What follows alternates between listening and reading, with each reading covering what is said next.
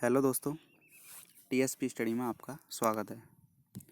दोस्तों आज हम बात करने वाले हैं आरसीसी की, जो अपना एक इम्पोर्टेंट सब्जेक्ट होता है थर्ड ईयर में। देखो आरसीसी की हम पहले भी 3 से 4 वीडियो डाल चुके हैं, जिसमें अपन बीम को कवर कर चुके हैं। Singly reinforced beam, doubly reinforced beam दोनों हमने कवर कर लिया था। देखो आज हम बात करने वाले हैं स्लैब की। स्लैब क्या होता है, कैसे इसको डिज़ाइन करते हैं, कैसे इसके न्यूमेरिकल आते हैं। और इस बार आपको पता है दोस्तों, आपके इस बार ऑब्जेक्टिव टाइप क्वेश्चन भी आने वाले हैं, जो कि आपके 30 नंबर के रहेंगे। तो उसमें भी ये बहुत आपका इम्पोर्टेंट रहेगा। इसमें सारे क्वेश्चन आपको कवर कराए जाएंगे, आपके चाहे ऑब्जेक्टिव हो चाहे वो आपका सब्जेक्टिव हो। तो चलिए दोस्तों बात करते हैं अपन स्लैब की। तो सबसे पहले बात आती है आपकी स्लैब होती क्या है। देखो स्लैब आपका होता क्या है। स्लैब एक ऐसा स्ट्रक्चर होता है, स्लैब एक ऐसा स्ट्रक्चर होता है जो किसी भी संरचना को ढकने के लिए या पानी से बचाने के लिए या हवा से बचाने के लिए यूज किया जाता है। वही क्या कहलाता है, आपका स्लैब कहलाता है। अगर अपन सिंपल सी भाषा में बोलें कि स्लैब क्या होता है, तो स्लैब अपन नॉर्मली भाषा में क्या बोलते हैं, छत। अब छत क्या करती है, क्या यूज होता है आपके छत का। तो छत देखो आपके, एक तो किसी भी संरचना को ढकती है, उसके अलावा मान लो बारिश हो रही है तो उसके आने वाले पानी से बचाती है, हवा से बचाती है। तो यही क्या होता है, आपका स्लैब का कार्य होता है। चलो स्टार्ट करते हैं आपका स्लैब। तो देखो स्लैब, सबसे पहले बात आती है कि स्लैब आपको पता है क्या होता है। अब कितने प्रकार का होता है स्लैब, आपका कितने प्रकार का होता है। स्लैब के आपके 2 टाइप्स होते हैं। पहला जो आपका टाइप्स होता है वो होता है आपका 1 वे स्लैब, और दूसरा होता है आपका 2 वे स्लैब। दोनों की ही आपकी डिज़ाइन आएंगी। 1 वे स्लैब की आपकी डिज़ाइन अलग रहेगी और 2 वे स्लैब की डिज़ाइन आपकी अलग रहेगी। देखो बात करते हैं अपन पहले 1 वे स्लैब की। तो 1 वे स्लैब आपका क्या होता है। अब देखो 1 वे स्लैब होता है आपका if longer span to shorter span ratio is greater than 2। मतलब कि longer span upon shorter span का जो आपका रेशो रहेगा या अनुपात रहेगा, अगर वो 2 से बड़ा है तो this type slab is known as 1 way slab. तो वही क्या होगी, आपकी 1 वे स्लैब होगी। अब देखो लॉन्गर स्पान क्या होता है और आपका शॉर्टर स्पान क्या होता है। अब देखो एल वाई हमेशा क्या रहेगा, आपका लॉन्गर स्पान रहेगा, और एल एक्स हमेशा क्या रहेगा, आपका शॉर्टर स्पान रहेगा। अब देखो एल वाई आपको यहाँ पर भी दे रखा है, एल वाई क्या है और आपका एल एक्स क्या है। अब जैसे कि मान लो आपकी स्लैब की साइज आ गई कि आपको स्लैब 4 मीटर इंटू 2 मीटर या 2 मीटर इंटू 4 मीटर, चाहे आपका 4 आ गया है या बाद में आए, लेकिन जो आपका बड़ा रहेगा वही क्या रहेगा, आपका लॉन्गर स्पान रहेगा, और जो आपका छोटा रहेगा वही क्या रहेगा, आपका शॉर्टर स्पान रहेगा। तो longer span upon shorter span का अनुपात अगर आपका 2 से क्या आ रहा है, ज़्यादा आ रहा है, तो वही क्या कहलाती है, आपकी 1 वे स्लैब कहलाती है। ठीक है। दूसरा आता है आपका 2 वे स्लैब। 2 वे स्लैब क्या होता है आपका, if longer span to shorter span ratio is less than और equal to 2, this type slab is known as 2 way slab. मतलब समझ में आया आपको। Longer span to shorter span वही बात है, longer span upon shorter span का रेशो क्या दे रखा है इसमें, लेस देन और इक्वल टू 2। 2 से क्या होगा आपका, या तो छोटा होगा या 2 के क्या होगा, आपका बराबर होगा। अगर 2 है आपका, दोनों का अनुपात 2 आ रहा है तो भी आपका 2 वे स्लैब है। अगर 2 से छोटा आ रहा है तो भी क्या है, आपका 2 वे स्लैब। ठीक है। अब देखो इसमें आपका एक नोट लगा हुआ है कि सेम लोडिंग कंडीशन में हमेशा 1 वे स्लैब की जो डेप्थ रहेगी आपकी, वो 2 वे स्लैब की तुलना में क्या आ जाती है, ज़्यादा आती है। हमेशा आपको याद रखना है, अगर अपन 1 वे स्लैब और 2 वे स्लैब एक ही साथ डिजाइन कर रहे हैं और सेम लोडिंग कंडीशन है, दोनों पर क्या हो रहा है, आपका सेम लोड लग रहा है, तो दोनों में से जो डेप्थ ज़्यादा होगी वो किसकी होगी, हमेशा आपकी 1 वे स्लैब की होगी। ठीक है। उसके बाद देखो आपको क्या दे रखा, maximum dia of reinforcement in a slab. अब देखो मैक्सिमम डाया ऑफ रेनफोर्समेंट, जो अपन उसमें स्टील बार यूज कर रहे हैं, उसका मैक्सिमम डाया क्या रहेगा, मैक्सिमम उसका अधिकतम व्यास क्या आपका रहेगा। तो इसमें देखो आपको क्या दे रखा है, maximum dia of bar in a slab equal to आपको दे रखा है 1/8 into overall thickness of slab. इसका मतलब क्या हो गया, आपका जो भी आपकी स्लैब की थिकनेस रहेगी उसका 8वां भाग या 1/8 इंटू में क्या कर देंगे अपन, स्लैब की थिकनेस। थिकनेस को क्या बोलते हैं अपन, मोटाई, स्लैब की मोटाई। ठीक है। इनसे जो निकल के आपका आंसर आएगा वही क्या रहेगा, आपका मैक्सिमम डाया ऑफ रेनफोर्समेंट या maximum dia of steel bar आपका रहेगा। मतलब कि इससे ज़्यादा डाया का अपन स्टील बार इसमें यूज नहीं ले सकते। उसके बाद आपको दे रखा है minimum area of reinforcement. Minimum area कितना रहेगा आपका रेनफोर्समेंट, अपन कितना उसमें स्टील बार लगाएंगे, जो भी अपन इसमें स्टील बार लगा रहे हैं उसका कुछ ना कुछ तो आपका एरिया रहेगा। तो देखो इसमें आपको फर्स्ट नंबर दे रखा है in case of mild steel, क्या दे रखा है आपको, in case of mild steel FI 250 plane बार। अब देखो आपको ये बात ध्यान रखना है, FI जो 250 आपका होता है उसको अपन प्लेन बार भी बोल सकते हैं और माइल्ड स्टील भी अपन उसको बोल सकते हैं। और एक होता है आपका FI 415 और एक होता है आपका FI 500। उन दोनों को क्या बोलते हैं अपन, H/SD बार, या अपन सीधी सी अगर भाषा में बोलें तो उनको क्या बोलते हैं अपन, डिफॉर्म बार बोलते हैं। क्या बोलते हैं अपन, डिफॉर्म बार बोलते हैं। तो सबसे पहले आपको दे रखा है FI 250 के लिए, FI 250 के लिए आपका मिनिमम एरिया ऑफ स्टील बार जो रहेगा वो रहेगा आपका ए minimum 0.15% of the gross section area of slab, या अपन बोल सकते हैं कि ए मिनिमम बराबर जो आपका रहेगा वो रहेगा आपका 0.15% इंटू क्या हो जाएगा आपका small d into capital B। ये आपको ध्यान रखना है, स्मॉल b क्या रहेगी आपकी स्लैब की चौड़ाई रहेगी। जो हमेशा आपको एक बात और ध्यान रखनी है, स्लैब जो हमेशा आपकी डिजाइन की जाती है वो 1 मीटर या 1000 mm के लिए की जाती है। स्लैब में कहीं भी आपको बी का जो आपका मान रहेगा, अगर मीटर में आपका चल रहा है तो 1 मीटर लेंगे, अगर कहीं आपकी वैल्यू mm में चल रही है तो हमेशा कितनी लेंगे अपन, 1000 mm लेंगे। बस आपको यही ध्यान रखना है कि आपकी स्लैब हमेशा जो की जाती है वो यूनिट लेंथ के लिए डिजाइन की जाती है, 1 मीटर के लिए आपकी डिजाइन की जाती है। तो देखो इसमें बी जो रहेगा आपका वो विड्थ ऑफ स्लैब हो जाएगा, चौड़ाई हो जाएगी, जो आपको पता है कितनी लेनी है, हमेशा आपको 1 मीटर लेनी है। उसके बाद है आपका डी। अब देखो इसमें आपके दो प्रकार के डी आते हैं, एक आएगा आपका स्मॉल डी और एक होगा आपका कैपिटल डी। स्मॉल डी को अपन क्या बोलते हैं, इफेक्टिव डेप्थ, क्या बोलेंगे अपन, इफेक्टिव डेप्थ। और कैपिटल डी क्या रहेगा आपका, टोटल डेप्थ। तो हमेशा इसमें आपको ध्यान रखना है, यहाँ पर क्या लेना है आपको, टोटल डेप्थ लेनी है।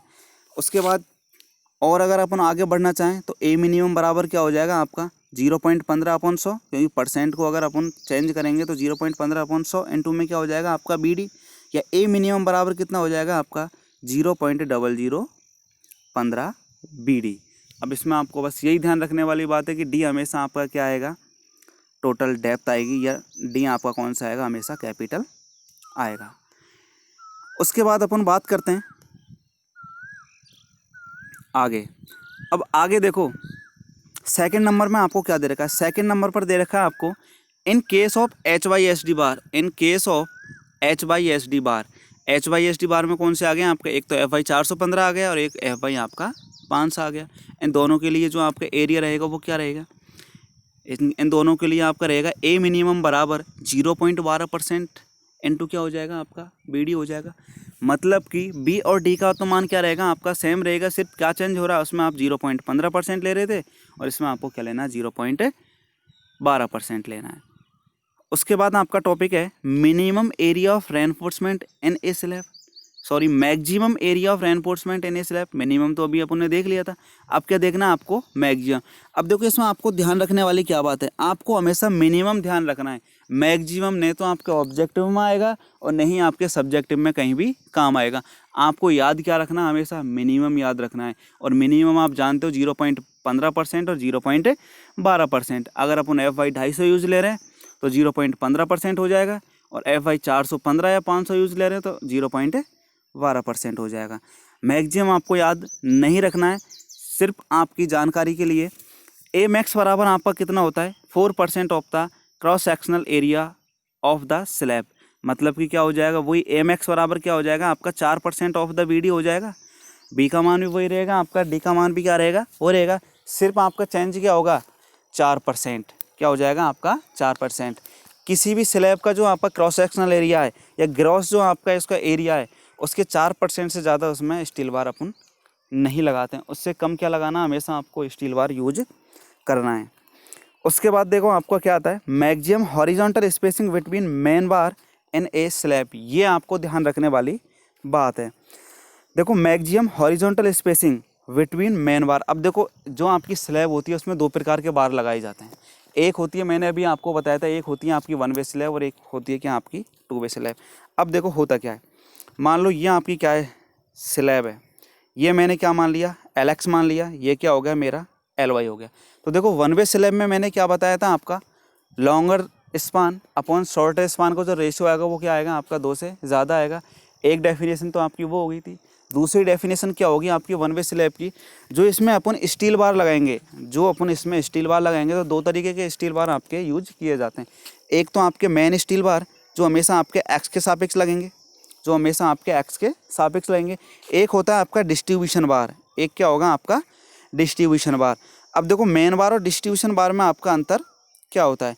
मेन बार जो आपका होता है उसका डाया हमेशा ज़्यादा रहेगा किससे, डिस्ट्रीब्यूशन बार से, क्योंकि मेन बार सिर्फ अपन वन वे स्लैब में लगाएंगे। वन वे स्लैब में एक्स के सापेक्ष क्या लगाना है आपको, मेन बार लगाना है, और बाकी का जो वाई के सापेक्ष जो आपका लगेगा वो आपका डिस्ट्रीब्यूशन बार लगेगा।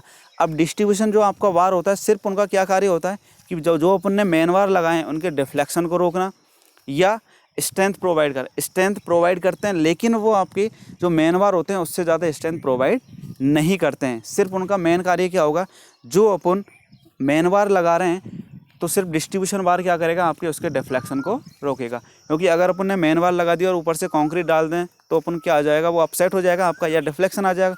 सिर्फ उसी को रोकने के लिए क्या यूज लिए जाते हैं आपके डिस्ट्रीब्यूशन बार यूज़ लिए जाते हैं। ठीक है दोस्तों, अब देखो होता क्या है, अभी आपको पता चल गया कि आपका सिर्फ जो हॉरिजॉन्टल स्पेसिंग जो आपको लेनी है वन वे स्लैब में वो हमेशा कहाँ लेनी है, मेन बार के लिए लेनी है। किसके लिए लेनी है आपको, मेन बार के लिए लेनी है। तो देखो होता क्या है आपका,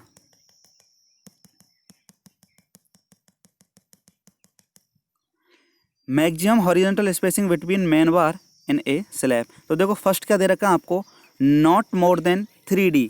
अब देखो 3D क्या होगा आपका, डी जो होता है आपकी क्या होगी, इफेक्टिव डेप्थ होगी, पहले भी मैं बता चुका हूँ आपको। डी क्या होगा आपका, इफेक्टिव डेप्थ होगा। और सेकंड दे रखा है आपको नॉट मोर देन 300 mm, मतलब 300 mm से ज़्यादा नहीं होना चाहिए। और नीचे इसमें लिखा हुआ आपका विच एवरेज लेसर। एक बात हमेशा आपको याद रखनी है, जब भी किसी भी आपको मैक्सिमम हॉरिजॉन्टल डाया या मैक्सिमम डाया मैक्सिमम एरिया कुछ भी आपसे कुछ भी मैक्सिमम पूछेगा, तो अगर आपकी वैल्यू 2 या 2 से अधिक हैं तो हमेशा क्या आएगा उसमें सबसे कम वाली वैल्यू आएगी। अगर मैक्सिमम पूछ रहा है तो क्या आएगा आपका लेसर आएगा, और मिनिमम पूछ रहा है तो हमेशा क्या आ जाएगा आपका ग्रेटर आ जाएगा। तो अभी आपसे क्या पूछ रहा है, मैक्सिमम स्पेसिंग पूछ रहा है, तो इन दोनों में से जो आपकी छोटी वैल्यू रहेगी 3D और 300 mm में से जो भी आपकी छोटी वैल्यू आएगी वही क्या हो जाएगी आपकी मैक्सिमम हॉरिजॉन्टल स्पेसिंग हो जाएगी। किसकी हो जाएगी, मेन बार की। बस ये आपको ध्यान रखना है, यहाँ पर आपका मेन बार रहेगा। दूसरा दे रखा है आपको maximum horizontal spacing between distribution bar. दोनों में आपको मैं अंतर बता चुका हूँ अभी। तो डिस्ट्रीब्यूशन बार के लिए जो आपकी स्पेसिंग रहेगी वो कितनी रहेगी, not more than 5D, 5 into D. D आपको पता है वही क्या हो जाएगी आपकी इफेक्टिव डेप्थ हो जाएगी। और दूसरा दे रखा है आपको not more than 450 mm, 450 mm से ज़्यादा नहीं होनी चाहिए और 5D से भी ज़्यादा नहीं होना चाहिए। क्या पूछ रहा है, मैक्सिमम पूछ रहा है, तो क्या आएगा आपका इन दोनों में से जो भी आपकी छोटी वैल्यू रहेगी तो क्या हो जाएगा आपका विच एवरेज लेसर। और डी आपको पता ही है इफेक्टिव डेप्थ ऑफ क्या हो जाएगा आपका मेंबर हो जाएगा। डी क्या हो जाएगा आपका इफेक्टिव डेप्थ ऑफ मेंबर हो जाएगा। उसके बाद अपन बात करते हैं डिजाइन ऑफ शेयर रेनफोर्समेंट। इसके बारे में अपन अलग से बात करेंगे। शेयर रेनफोर्समेंट आपका क्या होता है, ठीक है, थोड़ा सा मैं आपको इसके बारे में बता देता हूँ कि जो अपन स्लैब में क्या लगाते हैं, जब स्टील बार लगाते हैं तो आपने देखा होगा जैसे अपन सेंटर से सपोर्ट की तरफ जाते हैं, जैसे अपन सेंटर से सपोर्ट की तरफ जाते हैं तो स्टील बार जाते जाते क्या कर देते हैं अपन, मुड़ा देते हैं उनको। स्टील बार को क्या कर देते हैं अपन, ऊपर कर देते हैं। ऊपर का मतलब बीम में नीचे क्या होता है आपका टेंशन होता है, ऊपर क्या होता है अपन का कंप्रेशन होता है। तो पहले स्टील बार किस में लगाए जाते हैं, आपके टेंशन में लगाए जाते हैं, और टेंशन में ही, और स्टील बार आपका क्या सहन करता है, टेंशन ही लेता है। कंप्रेशन में तो क्या हो जाता है आपका फेल हो जाता है। लेकिन फिर भी अपन इसको किस में कन्वर्ट कर देते हैं आगे जाके, कंप्रेशन में। कंप्रेशन में कन्वर्ट करने के बाद क्या होगा आपका, जो भी आपका शेयर रेनफोर्समेंट आ रहा होगा, शेयर जो फोर्स आपका आ रहा होगा उसको क्या कर लेता है आपका रजिस्ट कर लेता है। लेकिन आपको ध्यान रखना है कि कभी भी आपका जो स्टील बार रहेगा वो 50% से ज़्यादा शेयर फोर्स रजिस्ट नहीं कर पाएगा। हमेशा आपका 50% तक ही क्या कर सकता है, वो रजिस्ट कर सकता है। इसके बारे में अपन बाद में विस्तार से बात करेंगे। उसके बाद आपको दे रखा है minimum nominal cover in a slab. Slab का जो आपका कवर रहेगा, आपको पता है पहले अपन बीम पढ़ चुके हैं, तो बीम में भी अपन ने कवर पढ़े थे। तो बीम में जो आपके कवर होते हैं तो बहुत सारे होते हैं। एक तो 25 mm होता है, 25 mm से लेके आपके 75 mm तक होते हैं। वो अलग अलग कंडीशन में क्या किया जाता है, आपके अलग अलग कवर लगाए जाते हैं। आपकी कंडीशन भी 5 प्रकार की होती हैं, कंडीशन भी आपकी 5 प्रकार की होती हैं। तो 5 प्रकार से क्या लगाया जाता था आपका इफेक्टिव कवर या नॉमिनल कवर आपका लगाया जाता था। इसमें बात करते हैं अपन minimum nominal cover in a slab. अब देखो आपसे क्या पूछ रहा है, मिनिमम पूछ रहा है। अगर आपके 2 से ज़्यादा वैल्यू हुई तो हमेशा क्या आ जाएगा, आपका ग्रेटर आ जाएगा।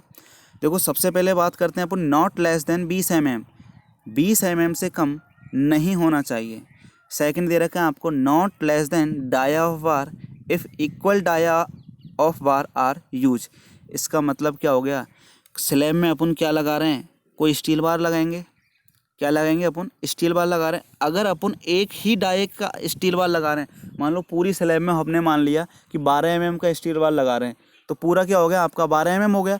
तो 12 mm में से क्या होगा, जब अपन equal dia of bar use ले रहे हैं तो डाया ऑफ जो बार होगा उससे कम आपको नॉमिनल कवर नहीं लेना है।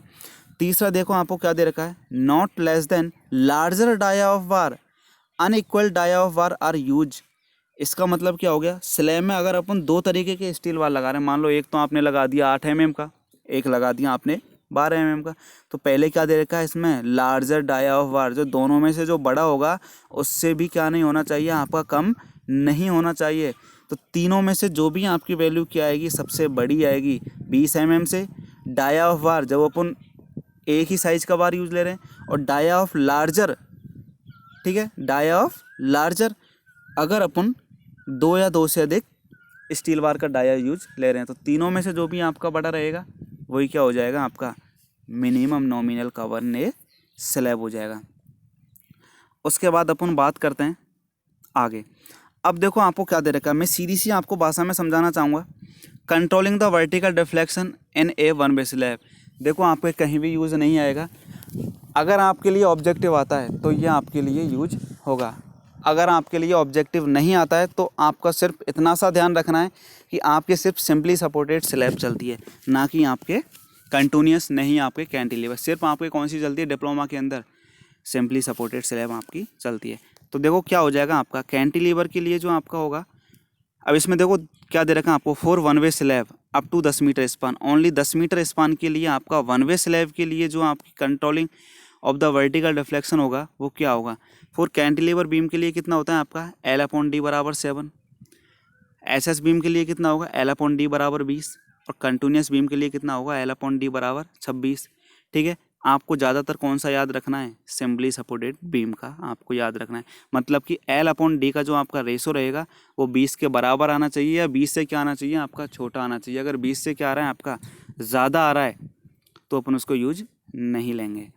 अब उसमें आगे दे रखा है आपको, अगर आपका स्पान 10 मीटर से भी ज़्यादा दे रखा है, 10 मीटर से भी आपको ज़्यादा दे रखा है, तो आपको क्या करना है, कैंटिलीवर के लिए तो आपका वही रहेगा, सिर्फ SS बीम और कंटिन्यूस बीम में क्या करना है, 10 अपॉन स्पान, जो भी आपका स्पान दे रखा है 10 मीटर से ज़्यादा स्पान जो भी आपका होगा, ठीक है, तो अपॉन 10 अपॉन क्या कर देना आपको, स्पान इनटू किससे कर देना आपको, 20 से। तो L/D का मान इनसे क्या आना नहीं चाहिए, आपका बड़ा नहीं आना चाहिए। मतलब क्या आना चाहिए, बराबर या छोटा आपका आना चाहिए। उसके बाद आपका factor movement of one way slab, ये आपका MX बराबर WLX²/8 होता है। 2 वे स्लैब के लिए क्या होता है, ये आपको न्यूमेरिकल में समझाए जाएंगे, या जब मैं डिजाइन बताऊंगा तब आपको इनको पूरी तरह समझाऊंगा। तो दोस्तों आज हम स्लैब के बारे में नॉर्मल डिस्कस किया है। इसके बाद जो आपकी वीडियो आएगी वो आएगी आपकी डिजाइन की। डिजाइन अपन कैसे करते हैं, डिजाइन स्टेप और आपकी स्लैब क्या होती है, उसमें आपको पूरी तरह स्लैब कवर हो जाएगा, एक एक पॉइंट आपका कवर हो जाएगा। तो इस वीडियो के लिए आपको थैंक यू, और हमारे चैनल को ज़्यादा से ज़्यादा सब्सक्राइब करें, लाइक करें और कमेंट करें। Okay, thank you.